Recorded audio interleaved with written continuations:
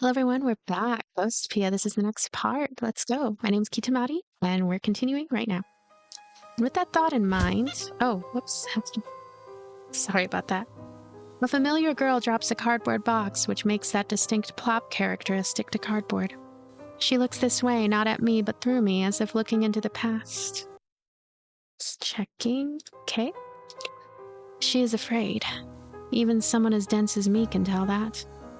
Her name's Clara, the nun who got that impressive collection of bullet holes when I used her as my substitute. The nun who called me a poophead just before she got that impressive collection of bullet holes. I felt we had reached a mutual understanding for that short moment, but I don't think that's quite right. There's something I've been meaning to say. Clara desperately stammers. Paper flowers spill out of the cardboard box at her feet. Wait, she's not even officially a nun, is she? Then what exactly does she do? What's her role? What's her source of income? Ever since I started looking for work, I've been thinking these questions about everyone I run into. What is it? I decide to reply for now. Honestly, it'd make me feel a little better if she were to say something like, "It's my turn to murder you, so you best be prepared." I'm sorry. Huh? That's not what I was expecting her to say at all, so I find myself at a loss for words. I did some thinking after everything that happened, like what I did wrong to make you so mad. Clara starts talking with tears in her eyes. It's not your fault. I must have done something wrong, so I'm sorry. I have no idea what to think. I haven't even thought about thinking. It's like I'm just churning out cookie-cutter answers. I don't blame you for what you've done, so please don't worry about it. How can she be so self-sacrificial? How can her heart be so pure? Is that what she wants me to think? Don't make me smack you. Let's talk things out with words instead of violence this time. Please come visit the church. We have tea and yummy sweets. You can make friends, laugh, have fun. Ideal girl speaks of her ideals with an idyllic look on her face. I love this writing. Give me a break. None of that stuff is what I need. My boundless rage actually calms me down, but also gives me a sudden flash of inspiration. My thoughts freeze over and become clear, like ice free of any impurities. You're right, Clara. I'm sorry about what I did earlier.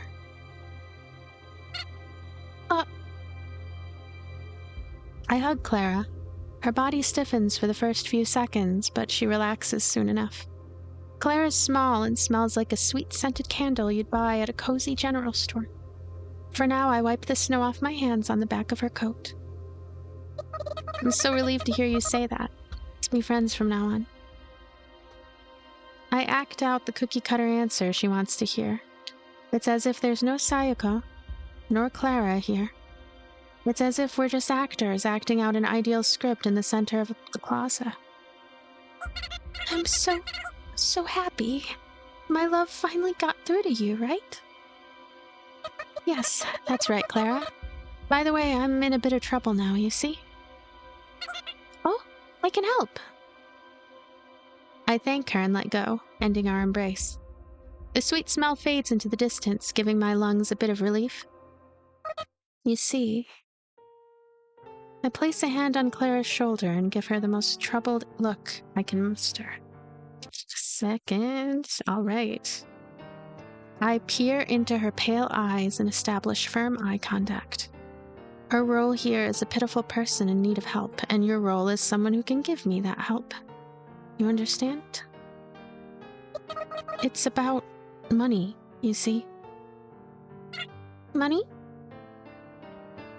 I give her a truthful summary about the current state of affairs.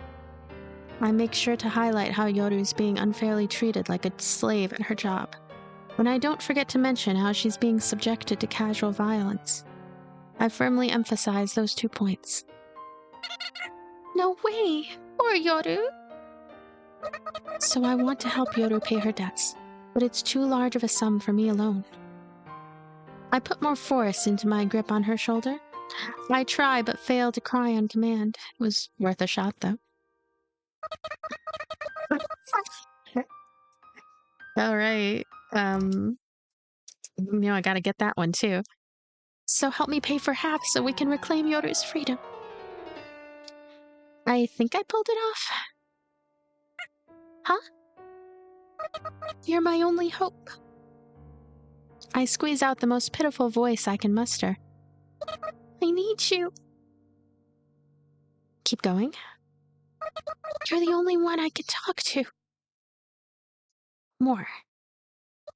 Sister. Sister. Oh. Oh. Why does she detest Clara? Does she detest Clara? I feel like Clara is the least important person in the world to Sayoko. Now for the finishing touch. Let's work together. For the first time. Okay, let's do this. Oh, Clara, you poor thing. Too easy, sorry. I'm gonna stop doing that. I do feel sorry for her. But any time spent wondering about how she feels is time wasted. What good can come out of that anyway? You wouldn't wonder about how the numbers you type into a spreadsheet feel. Same thing. I will try. How much money do I need to bring? Okay, first, don't be alarmed when I tell you the amount. I tell her half of the necessary amount. Times 2. In other words, the full amount, reducing the amount of work I have to do to 0. It's not that I don't want to work, it's just that it feels right for Clara to pay up that much. Why? I'm sure if I told Pacifica and Anya about it. Nice, but it'd be even nicer if you doubled that amount. The amount. You're a friend I can be proud of. Yep, that's what the Pacifica and Anya in my mind are saying. Is this a malicious scam? Perhaps. But Clara must think she's reformed me and that I trust her enough to share my concerns with her. And what's the ideal response that an ideal girl should make? I'm sure you know what you must do, Clara. I understand. Also, don't tell anyone else. This is for your ears only. It's our little secret. Wouldn't it be better to get a lot of people to help? We can't. Listen, if you betray me, I might get violent again, like last time. I think I feel Clara's shoulders stiffen when she hears the words last time. She hasn't forgotten the terror. I think it's far easier to forget things like love and happiness than it is to forget terror. Gosh, this writing. Terror dulls your decision-making skills, and Clara's already dull as it is, which I guess is why I'm able to handle her so easily. But I don't have that much money. We really should get more people to help. Don't say a word to anyone. I shoot a piercing gaze through Clara's big, bewildered eyes. But I've never even seen that much money. Oh. Clara? No, it's nothing. That money is off limits. I hug Clara tight as she murmurs those words, just like Pacifica once did. I then whisper in her ear. Say, Clara. We're friends, aren't we? We've forgiven each other. We're almost the same age. We're true friends forever, aren't we? I randomly say whatever words might make Clara happy, as if I'm trying to find a specific website on a search engine. We sure are. Clara's body trembles slightly. I don't know if it's what I said, or if my breath simply tickled her ear. Either way, it doesn't matter. Once this whole incident is over, let's plan out all the things we can do together. Clara starts squirming more and more in my embrace. Just think of all the things we can do. I can't wait for us to plan everything out. Together, of course. Just the 2 of us, in my room. A sleepover. We'll be together until morning. And even so, I neither strengthen nor loosen my grasp on her, as if the embrace were completely natural. Ooh, I wonder what you'll sound like as you snooze in my arms. Clara twitches, squirms, and then stops resisting. The priest has money saved up for everyone in case of an emergency. That's sure to be enough, and I... Go on. I'm in charge of looking at that money every once in a while. If I don't, it'll disappear like all the other stuff here, so... Clara. The next time I have to look at the money, I can bring it out. Thank you. I feel bad for the priest, but this is surely a good use of the money, right? God will surely forgive me, right? I'm sure he will. I'll pray that he forgives you, too. Okay. Okay, see you later then. Let's regroup at my place when we've got the money. Okay. I'm getting tired, so I'm gonna go home and sleep. Good night. Good night. That conversation was 99% lies, but that last part was true. I really am tired. Not out of guilt or anything, I'm just tired from all this concentrating. Once I manage to get back home, I toss myself onto bed and go to sleep with my coat still on. I feel sleepier than the night I got back from that movie theater on the hill. Sleepier than the night I finally got a potential job offer from a company and informed the university. Sleepier than the morning after I dragged 2 friends' corpses through the snow back to town. Sleepier than the morning after I committed a massacre in the church. Wait, did I do all those things? No, that wasn't me. Must have been things I heard from someone else that I've mistaken for my own memories. Right, that's gotta be it. Anyway, I think I'm far sleepier now than I was for any of those various events.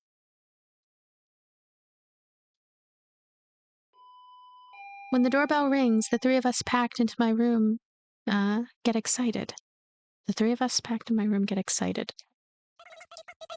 Because if I got the pizzas here, it took them longer than 15 minutes, so they gotta give it to us for free. Yeah, so, Sayoko. On it. The 2 of them hide behind the bed where they can't be seen from the door. I shoot them a glance and open the door. Here it is.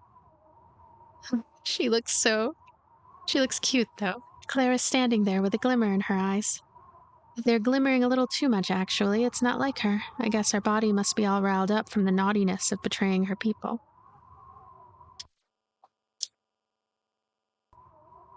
I'm pretty sure adrenaline or whatever would do that to you. There's a big travel bag by Clara's feet. Really? Wow, let's see it so I can count. With difficulty, Clara picks up the heavy bag and hands it to me. So have we come to understand each other? Are we friends now? I suppose you could say that, but you must be tired, so go home and get a good day's sleep. This is your home, right? I don't have any other plans today, so, Clara's eyes moisten slightly as if she's expecting something. Several somethings, even. Sorry, but I can't live up to those expectations. I also like this one. I don't know. I see. Should we go hand over the money together? Clara looks at me with upturned eyes as she tries to read my facial expression. The elderly man, the elderly woman, Mr. Patel, and just about every other town's ghost is a little bit lonely. Even with her social position in her community, Clara's no exception. That said, I guess it'd be kind of ironic for a ghost to live a fulfilling life with lots of friends. Well, I think that's a good idea, but, well, we ninjas work alone, you know? Maybe next time. Good night. Well, whatever. There's no point pitying someone you barely know, right?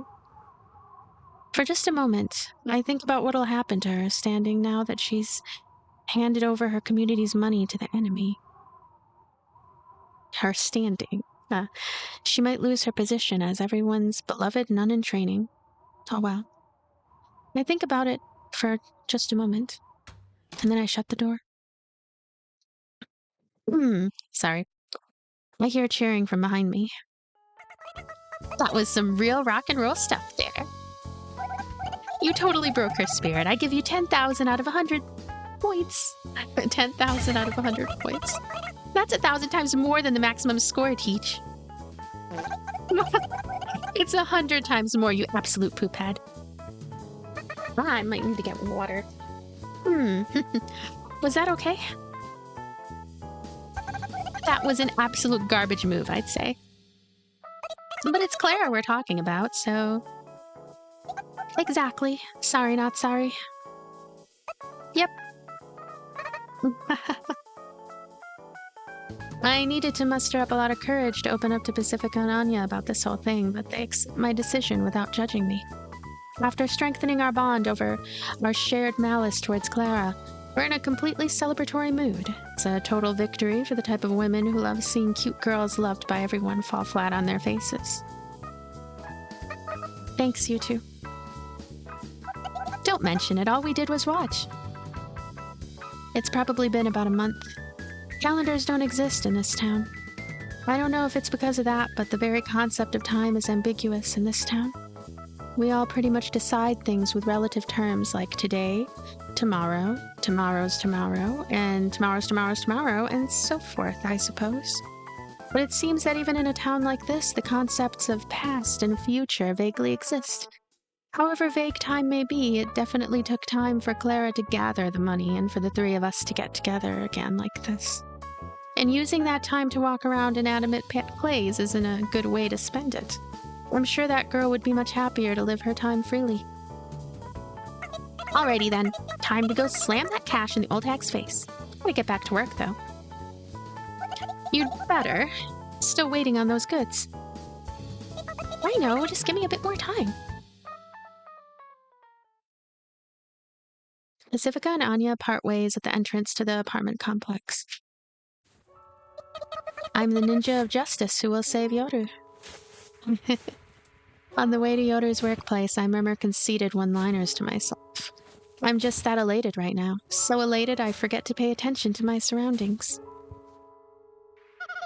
Hey, are ninjas normally for justice or evil? Whoa!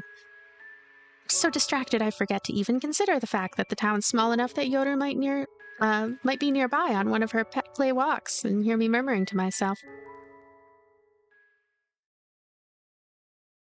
That face. Jeepers!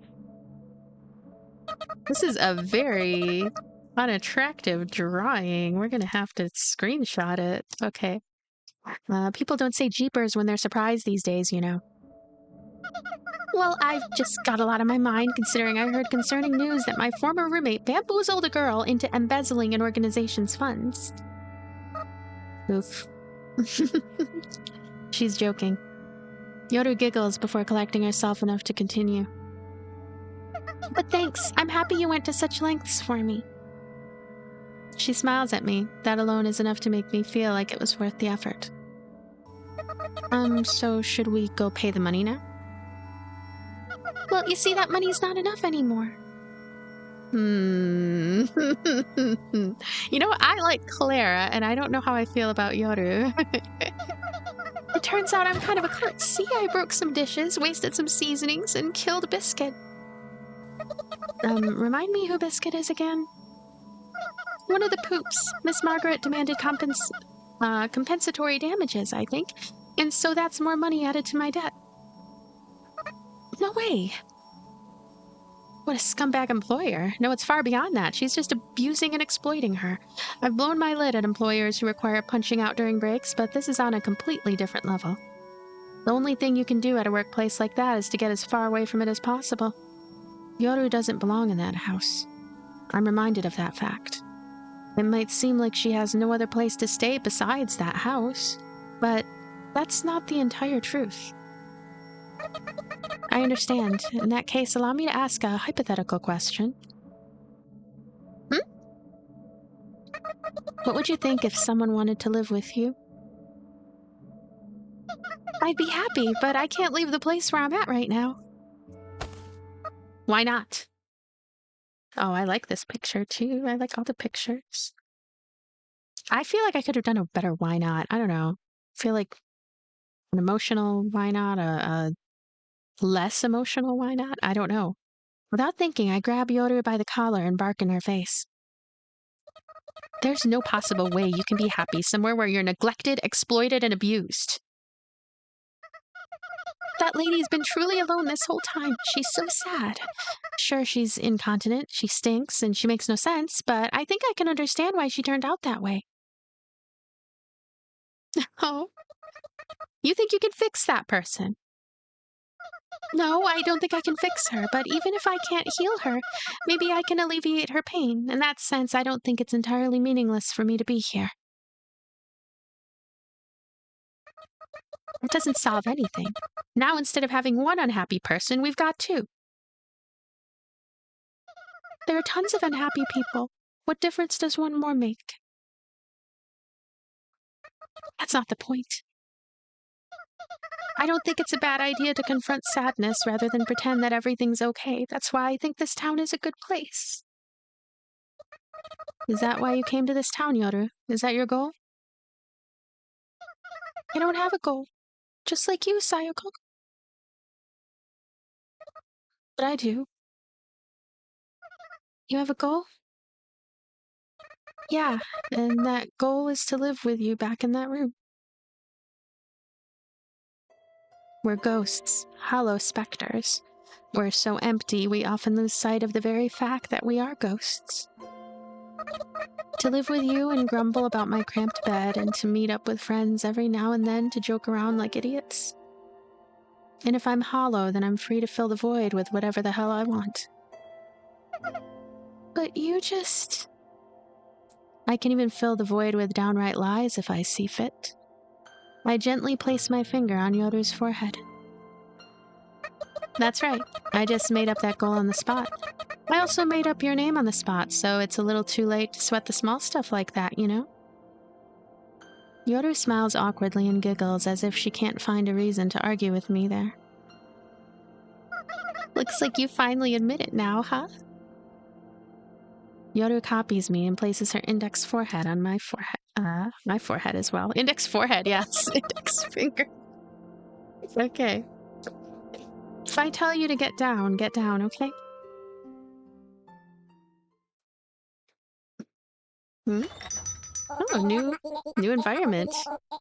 Okay, so I think I'm gonna stop it here. What an amazing story, just as before. I think this is incredible. I think Ghostpia is something truly special, and more and more people should experience it. I don't have words. Apparently, we're in the word phase yet again. I I like this story. There you go. I like this story. Thank you for watching. Thank you for being here with me, and I'll see you again later.